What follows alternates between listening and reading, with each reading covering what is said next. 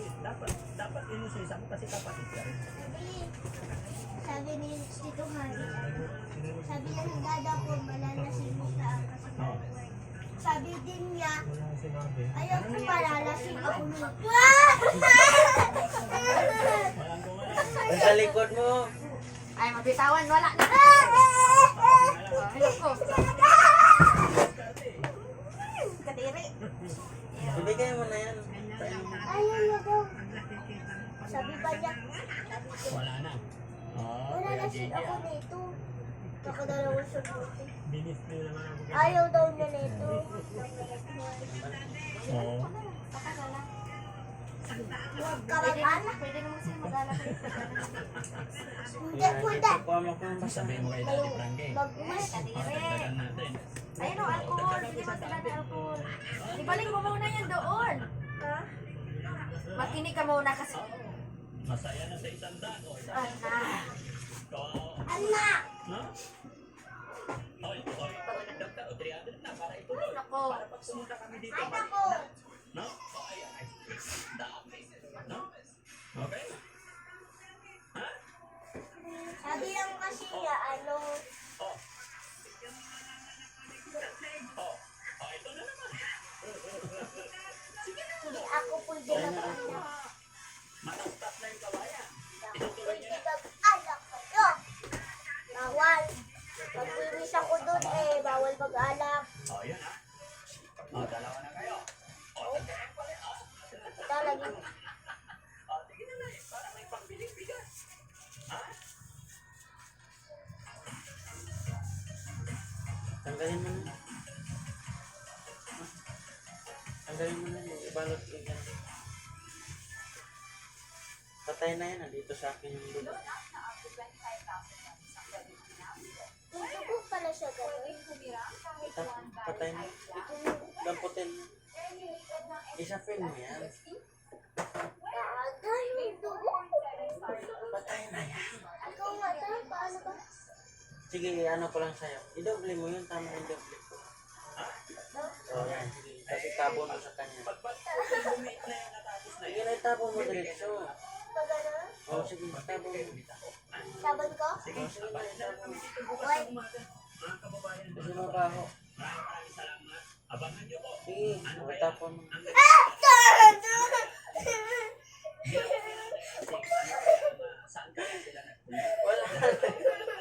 O, dito alaga ang kapatid mo. Pero malalaman pa rin natin yan mga kababayan. Pero kung Talaga pinasok pa yung ano niya, sinilas. no? Bababa pa ako eh. Kailangan ba talaga ilagay mo dito, sinilas? So yun mga kababayan, May Huwag mo pipiso. tabutin. kami maghintay hanggang alas 5. Laho. Ansing ka kasi Oliver. Kausapin natin kung saan silang lugar. Ano nangyari. Hindi kayo basta umalis kasi. Nag-aalala. Pag hindi na painom ng gamot. Correct.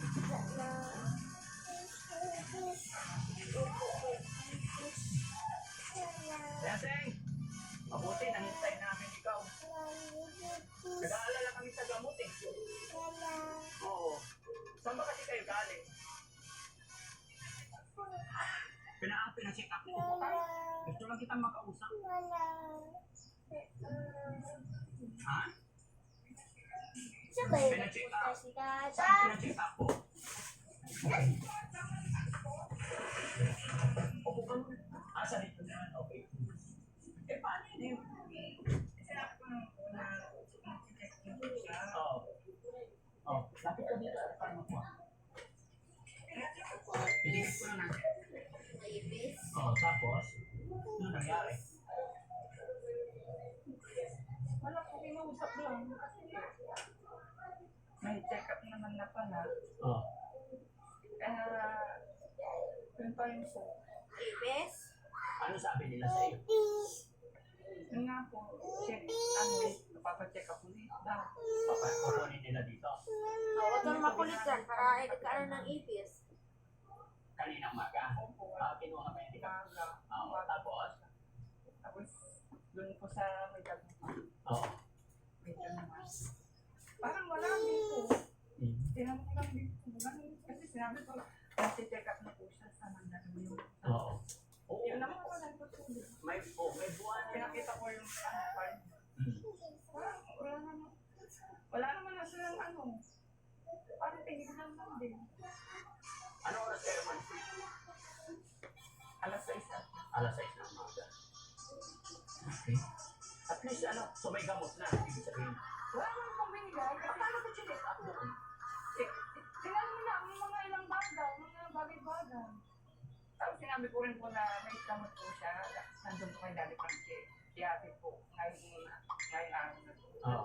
Pinaliwanag ko po na galing po sila kahapon po sa bahay. Hmm. Kasi magpapagawa po ng bahay na.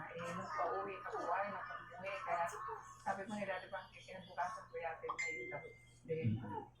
Kasi yun lang po. Ilan na kayo pag-usap sa'yo? Yung mga DSWD Malasiki po, Ilan sila? tatlong po. Okay. Isang lalaki. Ay, bali, After kang kausapin, saka pina-check up. Dinala sa hindi ko lang matagal po ako kami nag-iwan. Saan? Sa ospital. Kaya pulang-pulang mata. Mga sakit lang po. Okay na, at least pero check up, pero wala namang gamot. Paano yun? Kasi inanon na rin po yung gamot na sinabi ko. Yung na rin sila nagbasa na meron na kami lang. Dapat binigyan ka na lang ng gamot. Sabi na ng kung ipa-check up ko ay bibigyan ng reseta ulit, magpapanibago na. Usapan namin ni Daddy Frankie, pagkatapos ng paggawa ng bahay, surrender niya. Yun po sana. Ang iniinig lang namin, bigla-bigla lang yung case na Sinabi mo sa kanila, ano sabi mo? kailangan daw talaga sumunod sa balat kasi wala daw po kayo presensya.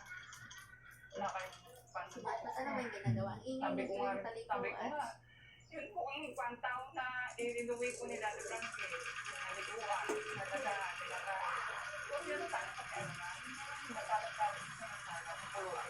Ang sinabi mo yun. Tapos, kamatang ang sakit. Ha? Masama yung bata. Sa mga tingin sa'yo. Tama naman yung sinabi mo. Pero wala tayong magagawa kung dito sunod sa kanila. Nasa batas sila, nasa gobyerno sila. Pero sabi ko, mahirap kung magkaroon ng kapamilyang ganyan na may sakit. Kung gusto ko lang po yung makaunawa sa kalagayan namin. Oo. Kaya nga. Hirap po ng Kami kalagayan. naipin po nanay Ansi nga, 20 years nandyan. Posibleng hindi alam ang barangay. Kasi ang pagkakamali naman namin. May pumunta din naman dito na DSWD, pero hindi namin na-assist. Okay. So ano ang pinakahuling habilin nila sa iyo? Si Kuya po dito na-assist. Oh, Pag tapos, may kailangan, pwede naman. ganun. At least yan na yung sinabi nila, no? Sana hindi na ako masisi. Si kinuha na nila. Pero yung sinabi ko sa iyo, nanay Ansi, huwag kang mag-alala. Regarding sa bahay, tatapusin ko yan. Kahit anong mangyari, tatapusin ni Daddy Frankie yung bahay. Ano tanong mangyari? Yung pagtulong na nasimulan ni Daddy Frankie, tuloy pa rin. Gagawin ko yung hanggat aking makakaya. Kasi siya ka na nanay Ansi, kung napagod ka, hindi ako ang may gusto nun. Sila yun, nagulat na ako eh. Kasi kanina pa kami dito.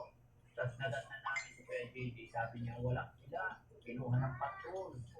Sabi ko, sino patrol? Hindi ko nga alam po. Ano to sabi ko nila? May pinuto siyang tanong. Kung sa doon kayo ng dagupan bukas, alas 5 at 4 pala, bikin na ako. Kaya pumunta ko. Okay. At least okay na. Kailan kayo babalik ulit? Susunduin ka ulit.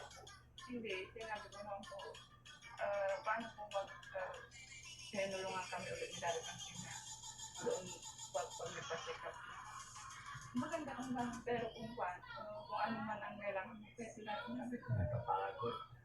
No? Nakapagod ko. Nakapagod. Kumain ka naman na. Okay, very good. Siguro na. Napagod din siya. Ha? Kumusta ang magdamag niya?